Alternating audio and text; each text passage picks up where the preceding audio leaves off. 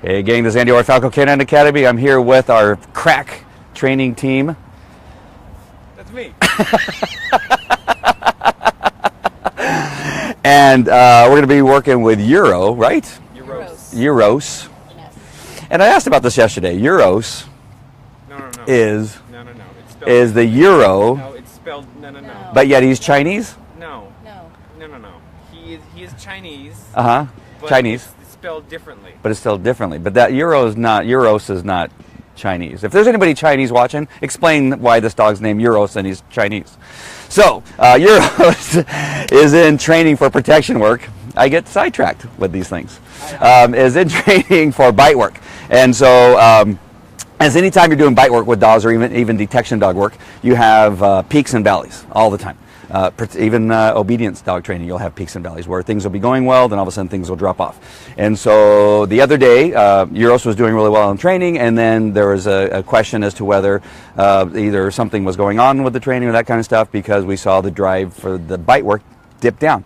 Not unusual. It happens all the time. And so now what we want to do is just make sure and build the dog's desire to bite the tug back up so we can continue on the training. Again, not unusual. This happens all the time. So yesterday we started this practice of Derek handling the dog, me bringing out the tug, and presenting the tug in a little bit of a different manner, make it more look like a little bit of a squirrel, and build the dog's desire to bite it up. And we saw great results. The dog started biting. The other thing is the dog began to go to the ends of the tug. I just saw somebody sign on. Okay, so the ends of the tug here, and we don't want the dog to do that. We want to create sound training and consistency of the dog biting on the center of whatever it is we're presenting him with. So if it's an undercover sleeve or a big sleeve or even a suit at some point, we want the dog to bite the bulk, not the ends. The ends tend to be a dog who just wants to rip and tear with the front of their teeth. That's one reason a dog will do that. Another reason is a dog may have a problem with its molar and it's painful, and the dog doesn't want to bite on the end of the molar because or on the end of the molar, on the end of the big fat part of the tug, because it hurts the molar when he does that, and so he bites the end just so that his front teeth can hold on. And sometimes it's confidence. Sometimes the dog wants to be as far away from the decoy of the decoy because it's intimidating to be right there in his face, kind of like what he's doing right now. So the dog will go to the ends, because if what happens is the dog moves to the ends, and the decoy, sometimes if he's not well trained, will let go because he's afraid his hand's going to get bit.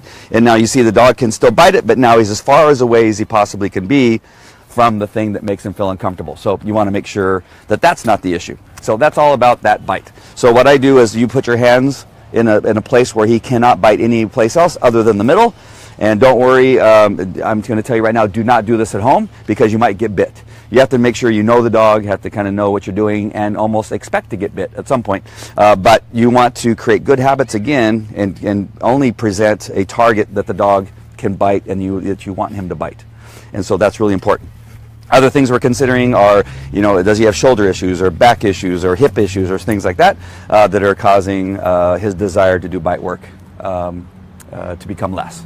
And so we're looking at all those things. And the unusual thing is we're doing this live, because we have no idea what's going to happen. I have not done anything yet. We've not prepared anything. They did a little bite work earlier, but this is the first time seeing the dog today. So we want to see if what we did yesterday either builds the dog and increases his desire to bite, or now does he come out and say, you know what, I really didn't like yesterday, and this really isn't for me, and now the dog doesn't want to do it. It just helps us understand the decisions we're going to make as far as going forward with this dog's training. So there we go. Wow, we have a few people on already. Okay, so if you have any questions, or you want to speak up and say that you're on, or Andy, you're full of crap, or Gina, you're beautiful, or Derek, you're not so beautiful, whatever it is you want to say, go ahead and write it there, and we're going to do some training. So I'm going to describe everything that we're doing the best that I can so you can see what's happening, and then we're going to go from there and kind of see what happens. All right, and I'll try to explain what we're doing and why we're doing it. This isn't the only way to train a dog for protection. There's lots of different ways. That's horrible English, but there is lots of ways to train a dog for protection, and I'm going to give you other ways to speak. So those of you that are learning the English language, do not copy me. Okay. I'm beautiful. All right, so he's going to bring out, we got the dog on a harness. The other thing is the dog, I saw him yesterday, had a pinch collar on. And so I don't mind pinch collars. The pinch collars have to be on properly. The handlers have to be trained properly with a pinch collar. So nobody go crazy about the pinch collar. If you are, talk to me later about the pinch collar. But so with a big dog, big strong dog, especially a dog that's super strong like this one, the pinch collar sometimes provides better training for that kind of dog. All right, so that's one of the things we did yesterday was take off the pinch collar so the dog isn't thinking that we're about ready to do obedience. We want the dog to focus on biting, not focus on the pinch collar because he thinks obedience may suddenly break out. And so we don't want to do that either. What we have today that we didn't have yesterday is we have more pedestrian traffic and that kind of stuff happening around here. And so the dog, as you can see, looking at the pedestrian traffic. For those of you that don't know what that word means, it means people walking around. And so... Because I saw Derek kind of look at me like a dog, like with his head kind of cocked, like, what? What is pedestrian? I pick on Derek only because he can take it and he's a man. He's a real man. I'm beautiful. All right, so, and we have dogs walking around. We had dogs walking around yesterday, though. A little bit, a few dogs. All right, so here we go. We're going to present the toy. Go ahead and he's going to be going to let him be up and able to show excitement. Hey, hey, hey, hey. And you're going to need to have some movement back and forth. And again, on this toy, there we have the distraction with the kids. And that's okay. We're going to work through it. Nice. Nice. What you don't want is the dog to get the toy. If he does, you could reset that kind of stuff. But the whole idea is to tease him a little bit so that you're building the desire so that he's not looking at so much of the things around him. And it gets stronger and stronger. And when I think that it's strong enough, then I will grab the toy and now hold it. Right, remember, I want the target to be small. And the dog comes in and bites a little bit of my hand. But that's okay. Oh. And now what we're waiting for is the dog to reset that bite so the toy goes back to his mouth just like that. So he was hanging on the front a little bit, and I provide a little bit of pressure. Every so often releasing the pressure so the dog's bite comes in and actually goes back to those molars. The reason we want the dog's bite to go back to the molars is because, now kick it, nice, is because that shows confidence, and that's where we want the dog to bite. We want it to be full and firm. Now we go right back to the exercise. Nice. Woo-hoo. Good boy. Good boy. Good boy. Nice. This is better than yesterday. So yesterday we had the beginning stages of it. Oh, you got it. Now we'll come in. Good. Make sure he doesn't bite the ends. Bring my hands in there. So if you make a mistake and the dog gets it, you can recover. But again, the idea is not to get that. Come on, dog. Better bite. Come on. There we go. Nice. Good. And so, same thing. It's hard to talk and do this at the same time. Don't make fun of my age or anything. And I'm sorry to those of you in the East Coast that I'm wearing a tank top, but it is almost 80 degrees out here today. 90 degrees. So sorry about all you over there in Boston or wherever it's freezing. One more time. We like to do things in threes for some reason in the dog world. That's just always the way it is. Come out a little bit more. Make sure we're in good sync. Nice. My face in? Good. Yep, you're doing good. So again, we're teasing the dog up a little bit, making sure that we build that desire. He's not looking around at the people walking around this time. But as the Rottweiler does, he shows he's tired by quitting. Nice. Nice. Good. Get a little tug. We want to you don't want to jerk a dog's neck around too much because that's hard on the vertebrae. You want to make sure that it's smooth. So, and not really sharp and jerky. Wait for that rebite. Nice. Good. And so, it's time for a rest. But you saw that. Oh, we got a couple people. Martin, hey, thank you. It's not dog related, it's happy birthday. So yes, it is my birthday today. I'm 25. So, as I catch my breath here.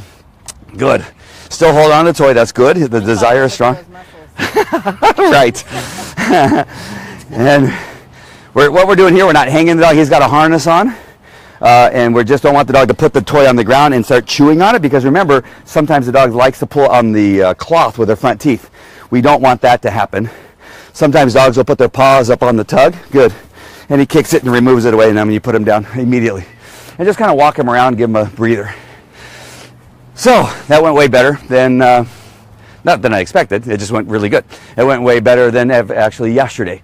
And that's what the test was. Does the dog come out the day following a brand new exercise and want to do it, and is it better?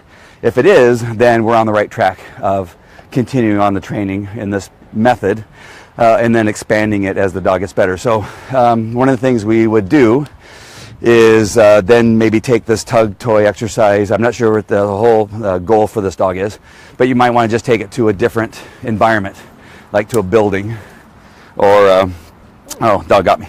And so this is what happens, because you will get, so I want to make sure that you see that so you don't go home and try that on your own, because you're going to get bit. But that's what you need, right? You need to make sure the dog doesn't get on those ends, and that's why I have scars on my hands and my arms. But you want to take it to another environment, like inside of a building, but maybe with carpet to start. And then from carpet, then you go to slick floors, because each one of those surfaces is a new bit of information the brain has to kind of calculate and say, I will survive. When he starts barking, sometimes the barking causes echoing and it weirds them out. He'll bark and he'll think another dog is barking in return. And so things like that begin to happen. But I think we're on the right track. The bite was firm. Even when he got a hold of it, he was biting the tug, not the handle. Yeah. If you notice that. So that was good. He didn't move away on his own, which is good. But you want to try not to make that mistake, because if he bites on the end, now you go, oh, I got to get him off that end. And sometimes when I move my hand there to move his mouth over, he responded, but some dogs won't. So a Belgian Malinois and a really strong German Shepherd may not move over for your hand. They go, oh, screw you, if you're dumb enough to put your hand near my teeth, then they'll stay there, and then sometimes they come over. So really, really be careful if you decide to do any of this stuff, that you know the dog. In most cases, though, the dogs will avoid your hand to bite the target that you want them to bite. And so that was good. He looks stronger coming out. I got to tell you, I'm a miracle worker. You are. In the early stages, when he began to get distracted by the people, that wasn't horrible. It showed us whether we were going to get him off of the people, which then happened. I guess that's a way of testing his, he's saying, different environments, because yesterday there was nobody here. Yep. And now there's a lot more distractions. So a lot he more. was able to focus even with the prey, you know, Yep. of throwing that out. Especially with kids. Yeah. You know, when a dog sees kids, you know, they usually, Running, they're throwing balls. baseballs. Yeah. They're throwing baseballs, that kind of stuff. So really good. Derek's a genius. He brought all this up himself. I'm just merely the spokesperson. That's not true. Yeah, you know what? You're a good guy. What else? Make sure that you're using a good, strong lead. A leather one is good, or a strong nylon leash, and a strong hasp that's on the other end, so that you make sure that. Were you pulling it to show how strong it was? Yeah. Oh. Yeah. Maybe you should tell me that that's happening. Well, I was hoping you would be strong. What I recommend is the handler not put his hand through the loop, right? Because if I need you to let go for some reason or do something, I want you to respond quickly. Because as the decoy, if I'm the trainer, I'm decoying, that means I need you to respond to stuff that I'm doing. So I may suddenly take off and say, you know, drop the lead, and you're trying to get out of the leash and you can't. So we loop it like this, put your thumb through, and then lock it down with your hand. That actually is even stronger than holding on to the loop. And that way, if I say drop the line, you can drop the line and it's immediate. It happens quickly. Remember, the decoy, especially if he's the trainer, sometimes the decoy is just some random dude that you say, hey, could you stand there and get bit? Yeah. No, but if the decoy is the trainer, the decoy is making a lot of decisions, right, based on what the dog has given him, or the handler's not doing that kind of stuff. And so there's a lot going on, because you're reading the dog, you're looking at his eyes, you're making sure that his eyes are clear and in focus, as opposed to really pinned and sharp. The decoy's also looking for growling, because sometimes that can mean the dog's fearful, right? Sometimes it means strength. Sometimes it depends on the tone of the growl. The dog could be, a decoy can feel the bite, how weak it is. Sometimes I'm holding the toy, not this dog, but in some dogs I'm holding the toy in the mouth. I know if I pull, it's coming out, right? I want a dog to learn to bite down, so sometimes I want to keep it present and then wait to see. And sometimes the dog will actually begin to bite down, and then I give it to him right away to reward that behavior. So there's a lot going on for the decoy. So being able to let go of the leash would be optimal, and getting stuck in the leash is not. Because then I'm trying to pull you, and then now it goes horribly wrong. And I've seen people land on their dogs. I've seen people slip and fall and get hurt. I saw somebody yesterday run into a tree. Oh, that was me. Oh. Really? I didn't run into the tree. And literally in training, I have told guys, I said, watch out, there's trees, because you're not the only one I've seen run into a tree. You're not the only one I've seen run into a tree. Okay, well then let's just make sure we keep the story straight, because I got into the tree, and then you know what he said? Oh, there's a tree. Well, I didn't know I had to. You've been working with me for now 5 years, 6 years, something like that. I'm not sure. 6 years. 6 years. Thanks for cherishing our time. Yeah. And I thought I would not have to tell you to watch out for the trees. And being a professional trainer and lead trainer, I think that might be a good title. Well, you know what? for I should have been omniscient. Yeah, right. All right. Anybody else? Let's see. Who do we got here? Phil, what happens if the lead breaks? Do you use a command to release? If the lead breaks, that means that the trainer did not do a good job of inspecting the equipment, right? And so you got to make sure. I've been all over the place. I remember being in Florida, in Texas, and just trusting that the handlers, and this was when I was in my 20s, which was like last week, right? Because I'm 25. Yeah. So, I've seen leashes break. And then I learned quickly, you as a trainer, it's your responsibility to make sure people are bringing out equipment that is good for bite work. But if it does break, the decoy should be good enough to catch the dog. I'm not doing any civil. Civil is when you do decoy work with no equipment. No tug, no sleeve, nothing. And that's really risky, right? Especially when you're working with police dogs, because you want the dog to get used to barking at somebody that's not wearing the equipment, or giving them something to focus on, like a tug. In that case, it's really dangerous. You're hoping that the equipment will not fail. You're hoping the decoy or the handler will stay on his feet, and you're hoping that if all that fails, that the dog will call off. So that's a lot to hope for. Yeah, the only option after that is to call the dog off. Usually my instructions to handlers that are new is that just say, for instance, and I'm telling them this, just say, for instance, your dog were to get away and were to actually bite me, I don't want you to panic. A panicked handler will come up and grab the collar and try to pull the dog off of you. That's the worst thing they can do, because their teeth are on you and they're going to rip your skin as opposed to getting the dog off your skin. And so I said, just get a hold of your dog, I will do the rest. And usually what that means is that I will grab the dog by the testicles. I know, but the dog's on my arm. And grab the testicles. And when that happens, the dog almost immediately releases and tries to bite my other hand. And then I get out of the way really fast. What if Yes. they don't have testicles? Then you grab their flank.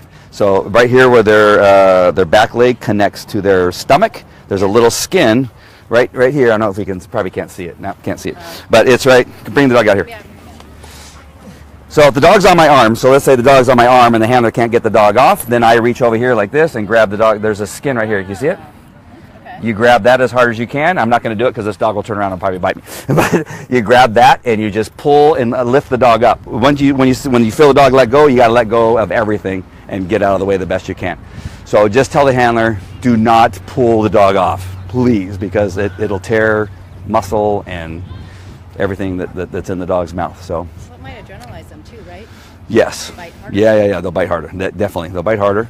And then they're going to be pulling. You're going, no, would you stop pulling? I have a video, a police department. Wow. In police department where a dog was on me, and the handler did a perfect job. He said, a couple words, but then he grabbed the dog and pushed the dog into my arm, which is perfect, because that's putting pressure in the dog's mouth that he doesn't like, and he'll loosen his grip, but the dog still didn't come off. And then the video shows me grabbing the dogs in the nether regions, and the dog came off, and then we were able to get me to where I needed to go and get patched up. But that's it. You just don't want them to pull back. That's the only downside if they don't call the dog off. So, cute Rottweiler. Oh, you talking to me? Oh, the dog. What happened? Oh, lead break. Very cool. German Shepherd. That's from Koss. What else? Since we have everybody online. How long would you work a dog like this? Rottweilers are tough because they get tired out fairly fast. So a dog, I might do 2 exercises depending on the weather. If the weather is a cool morning, then you might get 3 in. Okay. The last thing you want to do is to work a dog so long that they're walking away from the exercise. They're trying to get away from you. Right. Yesterday we ran into pretty close. We gave him the tug, and he just, as soon as we let go, he laid down. Right, that's where that dog's, Location where he's so, getting tired. Yep, so just before that would have been the best time to quit. Okay. But with a Rottweiler, it tends to be shorter than the German Shepherd or Belgian Malinois. Yeah. It tends to be. I actually almost always, but I know there's people that love Rottweilers and think that I'm bad-mouthing their dogs. I am not. They just have a lot of weight. They're big. They weren't built for marathons. They're just powerful biters that do things in short little spurts. That's what they do. And so you just got to be careful that you don't work them too hard. Add that, and we talked about this yesterday, add anything where you're causing the dog to think. So a new exercise, presenting a dog with a new exercise causes the dog to think. They're going to tire out a heck of a lot faster because the mental part tires them out faster than the physical part. So if you're tasking them with having to process, who's this guy that I've never met before? What's this new thing? He's got this toy on the end of a line, right? And now he's throwing it at me and that kind of stuff. So you're causing the dog to think, your training time is going to be shorter, because the thinking part is going to make it shorter. Once they get the game, they no longer have to think about it, and now your training can increase in time based on weather.